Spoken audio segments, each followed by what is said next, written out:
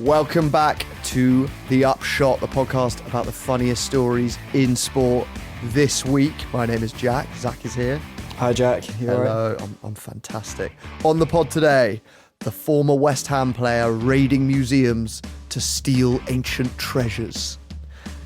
Iker Casillas' porn star girlfriend gives him a damning review of his bedroom performance. And there is blood everywhere as a scrap breaks out at Nicky Butt's birthday bash. That was like if you asked ChatGPT to make up some upshot stories. It was maybe not enough sex. It is a good, there's a good selection. Yeah, that's a fruity. I mean, there is sex. There's a porn star reviewing. Not enough sex, Zach. World Cup winner's bedroom performance. Yeah, that counts. It's a hell of a set of stories. It is. Thanks to all the new listeners who are joining from our Cantona episodes. By the way, we've had an influx. Since we published that 2-part series. If you haven't listened to it already, it is an all-timer, if I say so myself. It's one of our biggest episodes ever, I think, so far. Yeah, already. I think because Eric Cantona is obviously a legend and such a charming personality, but weirdly a lot of people don't know all the mad personal scandal. Yeah, particularly the early stuff. From his time in France, whiting in Gabon, whiting on military service, sex on a rotating bed in a nightclub, kung fu kicking another player on the pitch, getting a journalist in a headlock and dragging him up a beach, yelling "I will kill you." That's one of my favorites. There's so much. So if you haven't listened already, please do. And if you enjoyed it, please do share it with your friends because it really helps us grow. Also had a lot of good emails this week from JP Files. So. If you're new to the pod, JP, our regular guest, is turning into a bit of a gay icon somehow. Every time me and Zach get a comment about our appearance, it's just like, do you own shampoo, you sweaty virgin? And JP, meanwhile, has got people being like, oh, you're so hot.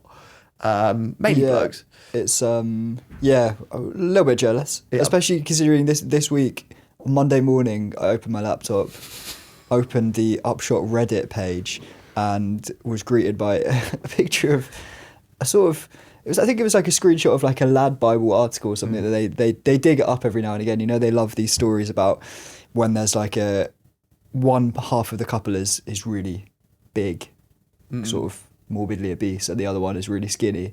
And someone had sent a screenshot of this couple and saying that it was me, basically. Yeah. The man. You know, not quite as flattering as being called a yummy bear, which is what JP gets. Yeah, the picture. I can see there's like a passing resemblance to me. It's got like a similar sort of hair, a bit more lank. Yeah.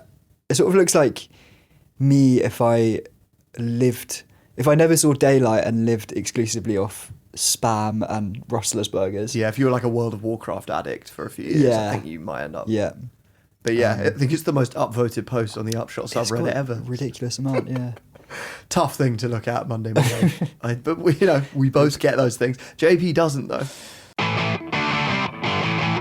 Enzo Fernandez, he's had a bit of trouble living up to his frankly ridiculous £107 million transfer fee. But if Todd Boehly is looking for a way to claw back a few pennies from that deal, may I suggest monetising his army of horny fans. So I don't know if you've seen it, there's a video going around this week from Monday night's game against West Ham where after the game, it's become quite a big thing now. There's fans waiting at the side with these signs like, Enzo, can I have your shirt? Like, Mark Cucurella, can I have your shit Puma boots? And Enzo sort of trots over to these fans. And as he goes over there, you're expecting him to like whip off his shirt and give it to someone. And instead he just drops his shorts, takes them off and gives them to this grown man who is absolutely like beaming. He's over the moon and he looks at these shorts and then puts them right up to his face and gives them a big old sniff. Like really inhales them. He's really enjoying it. And I don't know, I had many questions really about this. Like, did Enzo know him already? Is there some sort of site online for these kind of people to connect with footballers or other members of the public? People don't porn stars sell socks and stuff. Yeah. Yeah, don't they? Isn't that like... Yeah, didn't you send your underwear to that guy in jail? No, I sent him a letter for journalistic interest purposes. It's not sending my underwear. That's this serial killer with a sock fetish. I sent him a couple of socks. What's the big deal? Couple of pics of my feet. Doesn't Lily Allen say she's making loads of money selling pictures of her feet? Oh, really? It's kind of the same weird world. What I was wondering about this guy who, as you say, is a grown man, middle-aged. The clip's quite short, but to me it looks like he's like on his own. He's a lone wolf operating alone. Because I thought initially, like the sniffing thing, if you were with a friend, it might have been quite a funny joke to just be like, like sniffing them. Yeah. But I think it's just for his own pleasure. Yeah, he's a seat sniffer. Yeah. I guess if you're into that sort of thing, then doing it as soon as possible, as soon as they've been taken fresh, off, there's still like a bit of warmth. Well, because by the time you get home, they're going to have lost a lot of flavour. Yeah. Spice. Do you think Enzo minds about his shorts? It's quite flattering. Yeah, I don't know. I mean, maybe there's sort of a market for these things. Look, if anyone wants our used socks... I mean, JP's inundated with offers, I'm pretty He's sure. already sold his. Yeah. Actually, talking of Todd Bowley making dirty bucks on the side, did you see it emerged this week? The Telegraph have revealed that he is the co-owner of a fucking ticket touting site called Vivid Seats. Really? Yeah. So he co-runs this site, Vivid Seats, and they were selling tickets for Chelsea Liverpool at Stamford Bridge last season for £17,000. 17,000. Yeah. It's basically like that's why they were trying to like clamp down on these things. Yeah, it's listed as one of the Premier League's banned ticket sites, Vivid Seats. And Chelsea have a whole thing on their website being like, we do not permit this. But meanwhile, Todd is... So what, he's a shareholder? Yeah. I don't know if he's like day-to-day buying and I will buy or sell your tickets for the match, please. Is Todd Bowley just like loitering outside on the King's Road before kickoff? I always think those ticket touts you see before games, like you can spot a mile off that they're a ticket tout. There's just something about them. They're quite familiar looking. But yeah, no, I think this website, you can't buy them from the UK, but I mean... So it's basically he's exploiting tourists. American tourists, yeah. Yeah, which is... 17 grand for... Yeah, I think that must have been... they're thinking Liverpool... There's a lot of Liverpool fans in America, right? And it's the final game of the season. They're likely to win the title. Yeah, I mean, I can see... But still, 17 grand. Yeah. Yeah, he's... Well, I guess when you've got 107 million you've spunked on Enzo Fernandez to claw back. Then... Enzo can only sell so many pairs of pants. Soiled pants. Moving away from sort of white-collar crime to more serious stuff, football is having a bit of a crime wave at the moment. Quincy Promes is obviously holed up in the Middle East. Raja Nangalan was arrested for a possible role in a coke smuggling ring last week. But while the biggest stars of Europe's lowlands flood the continent with cocaine, the crimes being committed by English footballers back in Blighty are a little bit more exotic, and I'm proud to say that. My favourite recent criminal is former West Ham Academy star Kane Wright. So Kane was recently found guilty of a major theft conspiracy after he was caught trying to sell a £2 million Ming vase that had been stolen from a Swiss museum. Ming, I swear that sounds like something out of Tintin. Yeah, priceless Ming vase. So this is a real crime. So basically there was this raid on this Swiss Museum of Far Eastern Art in 2019, and they took several antiques worth about, I think, 3 million in total. So they took a wine cup with a chicken decoration. Okay. Beautiful piece. That is nice. That goes for 1.9 million. No, that one goes for about £500,000. Okay. So I mean, it's nice. Yeah, it's not. I wouldn't pay £500,000 for it. That's still missing, by the way. They took a jug, and then they also took this £2 million vase, which is a rare pomegranate vase from the Yongle period, which, as you know, Zach, is 1403 AD to 1425. I thought it was 1424. Yeah, okay. It's tough with the Yongle period to exactly say when it ended. Anyway, so I've been trying to look into how they actually pulled off this theft, because they went into this museum and took like 3 really expensive pieces and got away with them. It sounds, I'm picturing it as very sort of Ocean's 11, where they're like come through a panel in the roof and winch themselves down. Like there's lasers across the room. You have to dodge them. I was thinking more sort of like Tintin or comic book where they like dig a tunnel. Yeah. And then they swap it with like... Oh, yeah, that would be good. Yeah. A bag of sand or something. Yeah, I hope that there's a security guard that's been nibbling donuts while they... and suddenly the CCTV goes off and then a chloroform cloth goes over their mouth. And then they're just sneaking out. Yeah. Hopefully there were some disguises as well. They're sort of in those like French Foreign Legion hats. Anyway, unfortunately I can't find the details of the crime, but I do know how they got caught. So Kane and his bumbling accomplices obviously had to sell these items, and they emailed a gallery owner in Hong Kong offering him the jug for a cut price, 450 grand. So good deal. But obviously the gallery owner was like, is that the jug that was stolen? And told the police, the police then undercover met with Kane and his accomplices, pretending to be like a gallery owner. Okay. So they met up in this like swanky Mayfair hotel, booked a room. Apparently Kane and his pal came in with like a holdall like suitcase, opened it up, and then like one of the undercover policemen was a gallery owner and the other one was like his expert. So like, you know, sort of like a guy in glasses with like a sort of Poirot moustache, being like stroking his chin and being like, it is a fine piece. Wow. Wearing a turtleneck. Yeah. Hopefully. Yeah. And basically they had to sort of entertain them for long enough, I guess, until they properly implicate themselves. And then loads of police just swooped. Oh, they stormed the the suddenly meeting. loads of them. Wow. Like, get on the floor. Nice. But can I just say, that job being the pretend art expert, definitely the coolest job in the police force at the moment.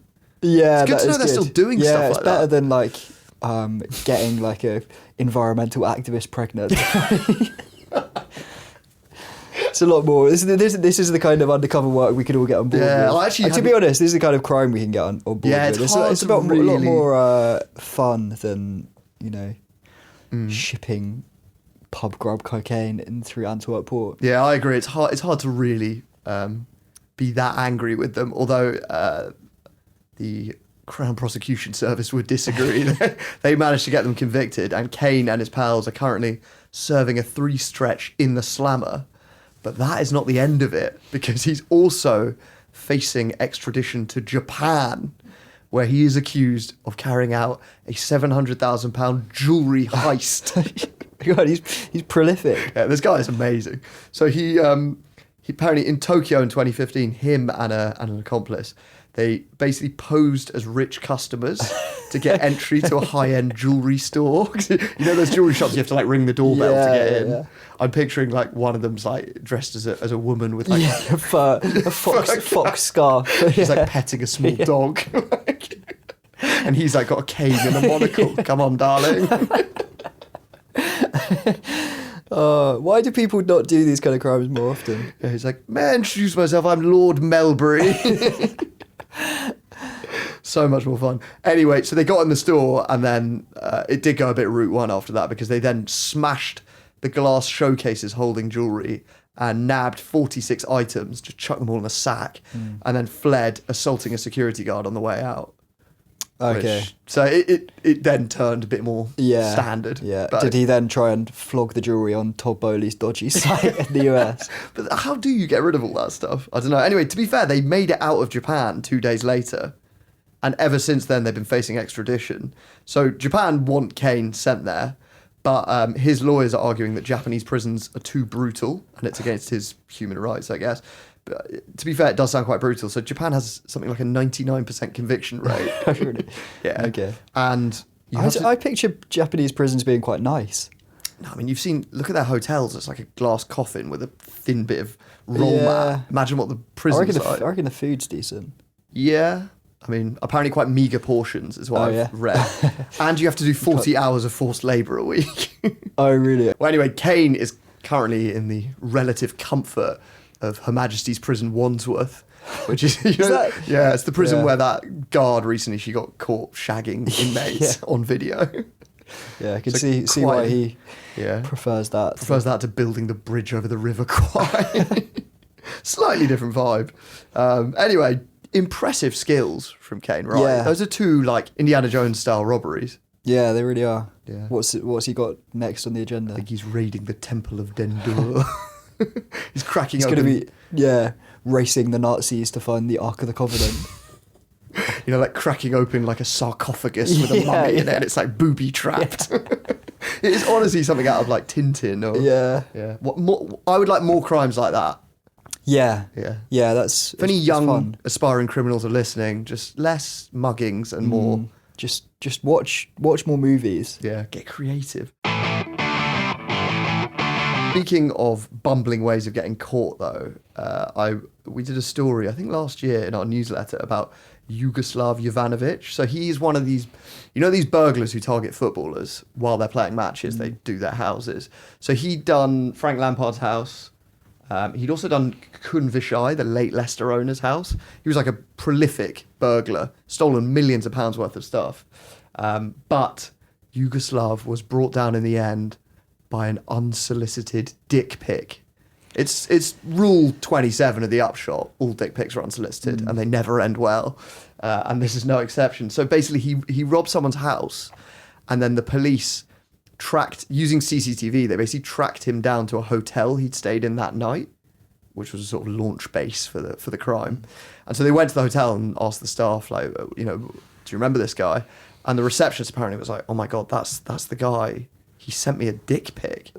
And basically, sometimes a hotel will give you a number being like, if you're coming back late from robbing Frank Lampard, coming back late with millions of pounds of stolen goods on you, like the door will be locked, so call this number.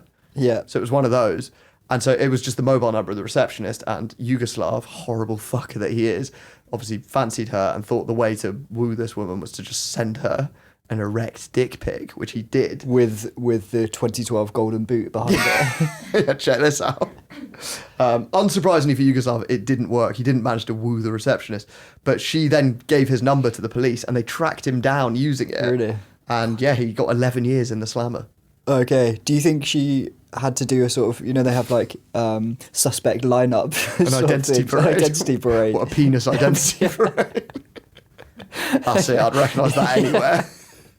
That horrible knob. Was the only one with an erection.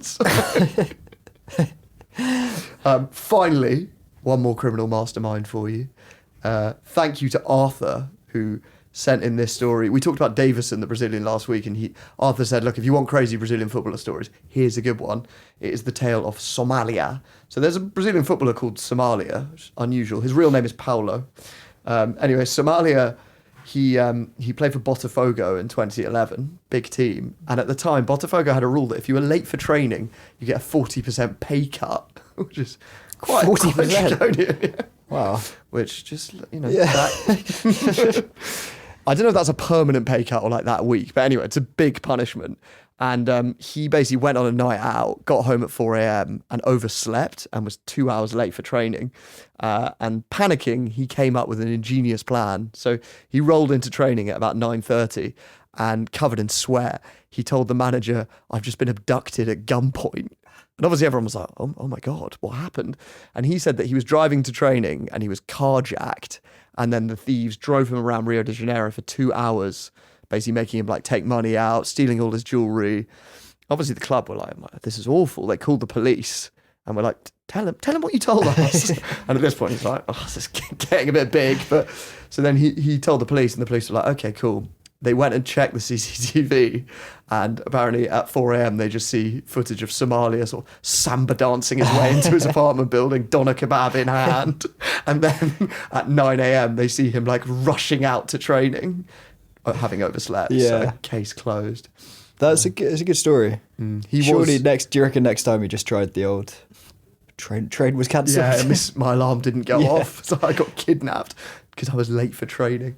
The police actually let him off with a donation to charity. I thought it was nice. But yeah. Was that the rest of his salary? Yes, the 60% gone. I think he sort of got away with it. Iker Casillas was always known as the stingiest member of Real Madrid's Galacticos. So his teammates apparently nicknamed him Tacaño, the stingy one. And they used to say that he had crocodiles in his pockets. That's great. There are a few examples of this down the years. So Fernando Hierro, the former Real Madrid captain, tells this story of lending Casillas 5,000 pesetas to get a cab home. And Casillas makes out that he's going to call a cab, and when everyone's gone, he slips off and gets the metro, keeps the cash. There's another story of him being in a car with a TV presenter, and the presenter asks him for €1 for the motorway toll, and Casillas refuses to give it to him and makes them drive the winding back roads to get home. But I always wondered whether after decades of playing high-level football on a pretty impressive pay packet, whether Casillas had lost this frugal streak. But we now have an answer from an inside source. So about 10 days ago, Casillas was pictured on a date with the Spanish porn star Claudia Bavel, who you will no doubt recognise from her work in the 2021 hit film Lost in Fuckland. Or perhaps you're a fan of her more recent work in Ass Parade, the 2023 hit. I kind of rings a bell, that one. Sorry, Lost in Fuckland. Lost in Fuckland. It's a genuine and film is the premise that you sort of are lost in? I haven't watched it from start to finish. Right. I'm sort of picturing you're in a sort of jungle. Yeah. And everyone's just fucking and you're lost and... You just, in the end, you're fucking as well. Yeah, I picture it like Jurassic Park, but instead of dinosaurs, it's big male porn stars. So it's just Iker Casillas and his Real Madrid teammates. Yeah. So anyway, she's a pretty legit star in her field, and her and Casillas had this little romance. And about 10 days ago, they visited a winery near Barcelona on a date, and Luis Figo was there as well, and Michel Salgado, so two of Casillas' old Real Madrid teammates. So it was quite a nice date, a nice day out. A tabloid journalist also spotted them on another occasion kissing in a fancy restaurant. So we're sort of going around the Spanish trashy media circuit, we definitely are not part of, that they were going out. But unfortunately, since then, things have gone pear-shaped. So Claudia appeared on a Spanish talk show a few days ago where she claimed that since the photos of her and Casillas have been published, he's been ghosting her. Ooh. So she said that she's been messaging him, he's not been messaging back at all. But she says that they've been dating for 9 months. Oh, right. It's brutal. It's been, it is pretty brutal. And she also revealed that he is as miserly as ever. So in her words, she says Casillas is stingy and not at all generous. So she talks about this one incident where she was out with Iker and she said to him that she fancied a glass of wine. And he responded by telling her that she should go to the supermarket and buy herself a bottle. Because he didn't want to buy it in the bar. Yeah. I don't know if this was at the fancy winery with Figo. I'm picturing Figo and Salgado there sipping their $2,000 bottle of Rioja Gran Reserva, and Iker's sending her down the offie for a bottle of Castellero del Diablo. She also, you'll be glad to hear, spilled the beans on his bedroom performance. So she said, "If you ask me what Iker was like as a lover, I would say he is better as a footballer." To be fair, he was a very good footballer. Yeah. Unless she means outfield. Yeah, it's not a ringing endorsement. No. Though, I think. Do you think he's a stingy lover? I think he is. Yeah, that would make sense. Yeah. What does that mean? He's sort of. It means he doesn't. Do you want me to spell that one out? Well, yeah, he doesn't. He's more focused on himself. He's lost in Fuckland. That's what he is. Yeah, it's not a shit. So the stingy thing is beyond doubt. Yeah, we've now got 3 accounts from reputable figures. Okay. Yeah, well, so do you think better as a footballer? I like a number on bedroom performance. Ideally, out of 10. To me, that sounds like a 5 or 6 out of 10. But I mean, Iker Casillas was 10 out of 10 goalkeeper. Yeah, true. Yeah, he's better. I mean, you could say he in terms of footballers, he's in the top 0.001%. So there's a lot of room to be. Yeah, he could just be a sort of mid-range performer in the bedroom. Yeah, but which it's difficult to say. So Claudia also dated Keita Balde. Do you remember him? He was the one who Mauro Icardi accused him of having an affair with Wanda, his wife. Sorry, we're getting deep into Everyone following? Yeah. You need like a diagram. Yeah. Keita Balde gets around, doesn't he? He's lost in Fuckland, if anyone is.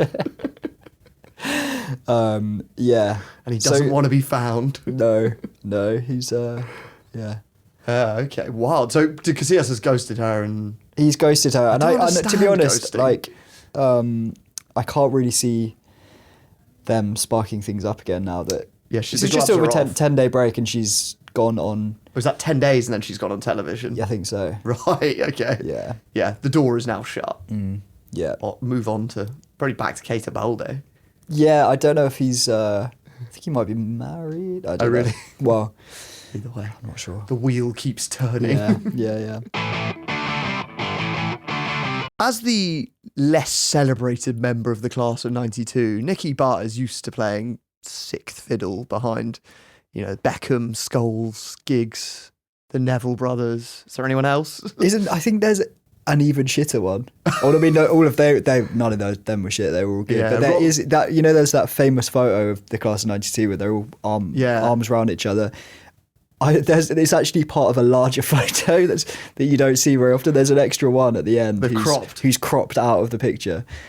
I think that's Keith Gillespie, because he's in the dock and then he gets sold to Newcastle. Yeah, and also Robbie Savage, isn't he class of 92? I don't think he ever made it for the first team, but he did come through the academy at the same time. Yeah. Well, Nicky's ahead of them, but he's about sixth in the pecking order. But Nicky turned 50 last week and threw a big bash at the vapid celeb hellhole Soho farmhouse. And on this occasion, it was Nicky's day. No one's going to steal the limelight. He'd asked Mark Bosnich, please, can you just stay out of the toilet cubicles until after the Eton mess is served? Gary Neville, please, can you not make a big deal if it's Hasselback potatoes that get served with the meat? Dion Dublin had promised not to do an impromptu performance on his jube drum. Is that jube? Is that the instrument that Dion Dublin invented? Yeah, Dion Dublin invented it's sort of just like a white cube called a jube. And it's a drum. It is just it's a square. It's a square drum. Drum. It's quite cool. Yeah. We should get one for the studio. It's quite a good prop. Yeah, we can do it. We can have a jam. Punchlines. But it's technically a new instrument. Anyway, Nicky had that all lined up perfectly, so he would get the limelight. But sadly, his special day was ruined when a guest staggered outside and took a piss on one of the walls of the courtyards outside Soho Farmhouse. And then when a bouncer intervened to tell them to stop, the guest turned around and headbutted the security guard. Oh, wow. It got pretty gnarly. So a witness said, the guard went to have a word with the guy causing offence and then was headbutted in the face. There was blood everywhere and people were shocked as the guard came inside with his face in a total mess. It's quite dramatic. That is not very. It's not very festive, is it? No, it's not. Do we have no idea who it is, or? No, I mean naturally the mind goes to Cantona, but I'm pretty sure he wasn't there. Or Roy Keane, but he's kind of mellowed these days. Didn't Kyle Walker once got caught pissing on the outside wall of a hotel? Yeah, he did. Although he's over in Milan now, dodging giant rodents. Yeah, he's not headbutting anyone at Soho Farmhouse. Annoyingly, the guest wasn't named. I was sort of thinking Mark Bosnich back in his cokey heyday. Yeah, I don't think. I mean, he assaulted a photographer, didn't he? Yeah, he did. And actually, speaking of him, so there's this video going around of Daniela Westbrook, the EastEnders star, who she's very well known for the fact that she did so much coke that the septum in her nose fell out. Yeah, the pictures are very horrible. I do this is quite mean, but the photos of it. She does slightly remind me, if your septum's fallen out and you've just got one big nostril, slightly reminds me of the Hoover in the Teletubbies. Do you know the thing I mean? Is that Nunu? Yeah, Nunu. Naughty Nunu. Yeah, naughty. She is a very naughty Nunu. I think Nunu mainly sucks up custard, right? It is mean. I feel bad saying it, but just like if you do only have one nostril and are using that to suck stuff up, like cocaine, it is a bit like the Nunu, or a Henry Hoover. You would get a lot of cocaine at once up through that nose. Well, she did. So basically, in this interview that she did it with a podcast this week, she said that at her peak cocaine usage, she was getting through 42 grams a week. 42 a week? So 6 a day, I guess. That's a very naughty Nunu. That's 42 grams a week. That's... I mean, for the record, I think it's actually impossible to put that much in your body and survive. So... I think you'd be sick. Yeah. But she did say she was sort of like flushing lots of it down the toilet because you get like paranoia and stuff. Probably not going to get too much into that side of it. And I imagine that you're seshing with lots of other people, so you've got a lot of like hungry beaks to feed. Do you know what I mean? That's probably going a long way. Yeah. Tinky Winkies. you should see him on a Friday night. I think my money's on Lala for being the gackiest Teletubby. I reckon, what's Dipsy, is it? Yeah. Dipsy's the one who doesn't do drugs and just boozes and then is more paralytic than anyone. Yeah. You know, Poe's like the younger brother who's sort of got that in that. They're kind of spying the older ones doing it, and you know that give it a couple of years, that'll be the worst of everyone. Yeah. You know when you're like getting a cab home at like 7 a.m. and you're really rutting, like, oh God, why is that such a late night? And like the sun's coming up outside. It's that fucking baby in the sun. Yeah. Oh, fuck off. You're always in a taxi, it's always Magic FM playing like, say you, say me. You're like, oh my God, I hate myself. Yeah. Anyway. To be honest, like, in that situation, Teletubby Land is probably a nice place to go to. You can just go and lie on the grass. Yeah. It's quite peaceful. The baby in the sun's making you feel guilty. That is very, you're very paranoid. Till you look at the Nunu and that's sucking up the, the dregs. Anyway. The 42 Gs that Daniela was putting away every week are rookie numbers compared to Mark Bosnich, which, by the way, is why we're talking about this. Mark Bosnich. So Mark Bosnich said, do you remember he got done for doing coke when he was at Chelsea? He failed a drugs test. Yeah. And it was like a big shock. But it turns out that at the time he said he was doing 10 grams a day, which again, I think is physically impossible. But his explanation for that is that he was dating this model, Sophie Anderton, who was doing a lot of coke, and he was worried about her. And so he came up with an ingenious way to make her stop. He was like, look, for every line of cocaine you do, I'm going to take 2. And you'll see what it does to me, and then you'll stop. And that's exactly what he did. And it didn't really work because I think she broke up with him. And he developed a serious coke addiction. 10 a day. Again, he must be sort of handing it out to other Teletubbies. So it was a sort of like, look what you're doing to me. Yeah. You know what I mean? It's like, now you can see, surely that'll make you stop. But it didn't work in the end. This was while he was at Chelsea, when he failed the test. I'm not exactly sure. When he got done at Chelsea, Sophie Anderton gave an interview to the press saying Mark has never done cocaine. He probably had his drink spiked by someone trying to frame him, which I think he was actually getting through about 10 Gs a day at that point. So I think I think it must have been around the Chelsea time. Yeah. That 10 grams a day, it seems... It's not possible. Yeah. Surely. Apparently, Matt from Busted, remember Busted? Yeah. Said that at his peak, he was doing 6 grams a day. Yeah. I didn't realise Busted were like... I thought, they seem quite sort of... clean. Yeah. But this was 2016, so Busted were more big sort of like 10 years earlier, right? So I guess like they broke up and you're just like quite rich.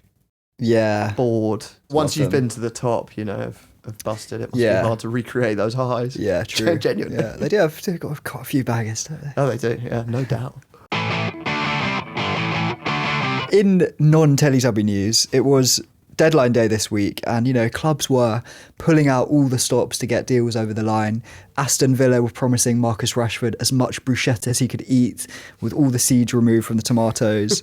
Real Betis unveiled their Anthony branded fidget spinner. But for Iranian side Persepolis, they had an ace in the pack as they tried to convince the former Rangers winger Ryan Kent to make the switch to Tehran. So it was the country's liberal policies on man-eating pets. So we've talked before in this podcast about Ryan Kent's crocodiles. So he got the crocodiles while he was at Rangers living in Glasgow, along with some other exotic pets. Do you remember there was another story of him pranking one of his teammates with a snake as a Secret Santa gift in the dressing room? He then moved on to Fenerbahce in Turkey, and he brought his crocs with him. And shortly after joining, there was an advert that was going around. He was advertising for a babysitter for his crocodiles. And that job, full-time job.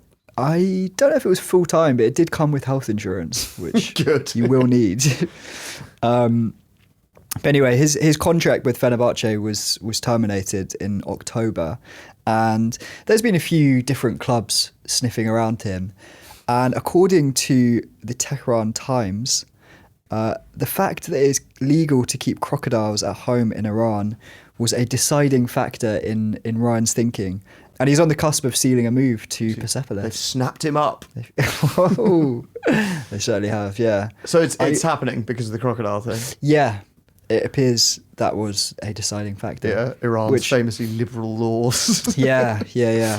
So what, at home you can just have... I don't know what beasts. I don't know what at home means. Whether they sort of have quite big. I can imagine it's the sort of place you have quite big compounds to live in. I've actually been to Tehran. Yeah, didn't see any crocodiles. No, maybe we'll have to put them in touch. It's quite polluted. I don't think it's a good environment for a crocodile. Oh yeah, it gets quite cold in the winter. Yeah. To be fair, so does Glasgow. So does Glasgow. Yeah, it's actually got a lot. Probably loved it in Istanbul. To be honest, this poor crocodile keeps on getting. How do you just bring it on a plane? Yeah, I'll ask my mate who ships. Oh, true. You've got a mate who does that. Maybe you can put him in touch. I think we also might have to put him in touch with that FA Cup manager who built a rock pool in the living room of his bungalow in Kent to keep his alligators and monitor lizards in. If he's looking for work in the Tehran area, then... My favourite thing about that guy, I can't remember what his name is the fact that he moved into the attic and just surrendered the actual house to the crocodiles. And he just lowers down on a ladder to feed them and then retreats upstairs. Yeah. I'm sure he'd get on well with Ryan. Have we ever seen... I've never seen a picture of Ryan Kent with these crocodiles. No, I haven't actually seen pictures of them. It's quite a funny way to prioritise your career. Yeah, it probably explains how you end up playing in Iran, which is not an obvious destination. Yeah, who else? Somebody else who played for Persepolis. Didn't we do a story recently about someone who went to Iran and thought he was signing for the team who were going to play against Ronaldo? Yeah, that was Estiglal, right? TV Bifuma, was it? Yeah, he thought there are two Estiglals. So he thought he was going to be playing in the Asian Champions League against Ronaldo, so he joined. Yeah. And then got there and they were like, wrong team, mate. Yeah. But you can keep as many crocodiles as you want. Yeah, that is every cloud, eh? Actually, speaking of transfer stories, I heard one about Bobby Mikhailov recently. So he was a goalkeeper for Reading in the 90s. And he apparently agreed to join Reading after seeing a video of them playing in the playoff final at Wembley.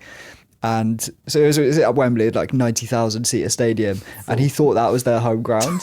So agreed to sign the contract and then rocked up at, I think it's Elm Park was their ground. No, it was pre-Medeski. So yeah, that was a bit of a nasty surprise. Well, I guess back then there's no internet. Yeah. So you're just being given a grainy VHS, and that's all you've got to go off. Yeah, it's probably a big pool. Yeah, Wembley's quite a famous stadium. Yeah. Yeah. Is this Cold War? Was he behind the Iron Curtain? This was 90. I think it was 95 that he joined. That's a stitch up. Yeah. Did he last long at Reading? I don't think. I think he played. He was there for 2 years. Played 20 games. Yeah, that counts. But lovely. All right, I think that's all we've got this week, is it not? I think it is, yeah, sadly. If you're enjoying the Upshot, please share it with your friends. It's really helping. We'll see you next time. Thanks a lot. Thanks, Zach. Cheers. Thanks for listening.